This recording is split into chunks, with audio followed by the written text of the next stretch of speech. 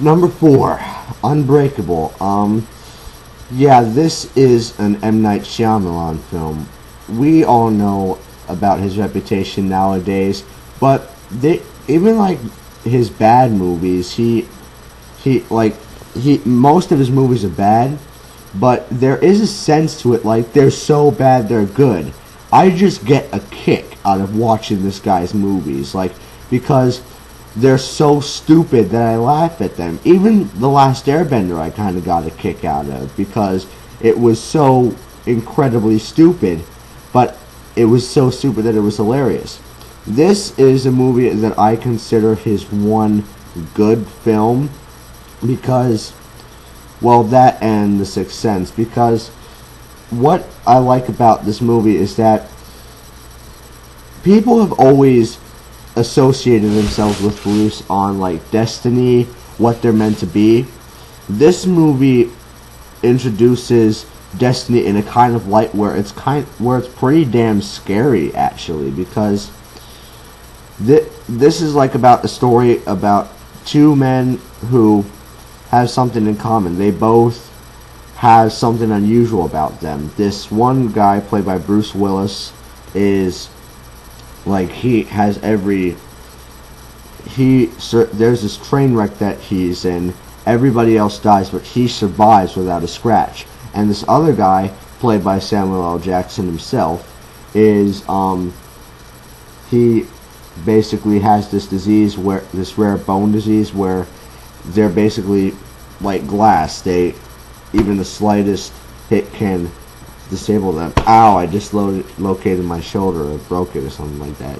And but what I like most about this movie is that it introduces Destiny, where it has a very scary, terrifying hold on a person, because Bruce Willis does not want to be a superhero. He just wants to be a regular person, but it kind of gets dark for him, because he starts to see more and more around him. Like, his senses kind of develop. He begins to see very scary things. Like, when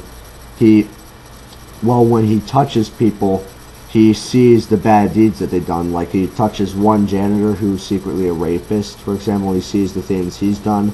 It's a pretty terrifying concept, but not just with Bruce Willis' character, but with Samuel L. Jackson's character, who is the one who believes that destiny is such an important thing as well.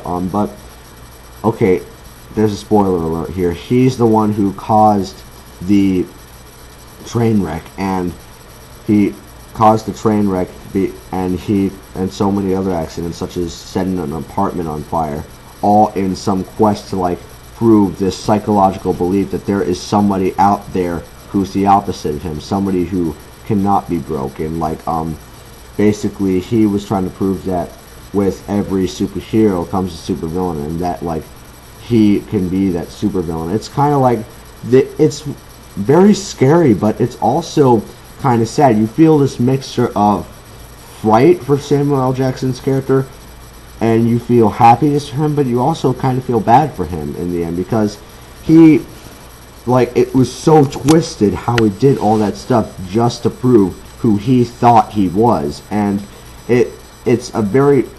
that was what made it so terrifying. Samuel L. Jackson's portrayal of the character. In the end, he gets locked up. Like, that's his whole reward for, like, enduring so much pain and tragedy in his life. He gets locked up in an insane asylum, but strangely enough, he's okay with that, because now he knows what he believes he is. He knows that he is basically he knows that he's not a mistake, and that is kind of like this.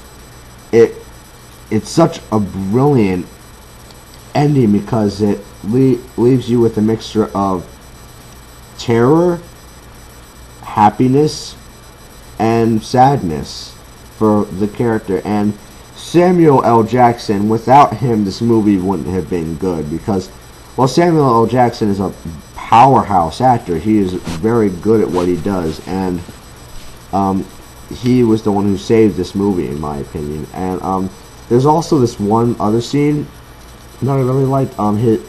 Bruce Willis's son, it really believes what Samuel L. Jackson is saying, that he's a superhero, and then he believes that Samuel L. Jackson says about him being a superhero, and how do I describe it?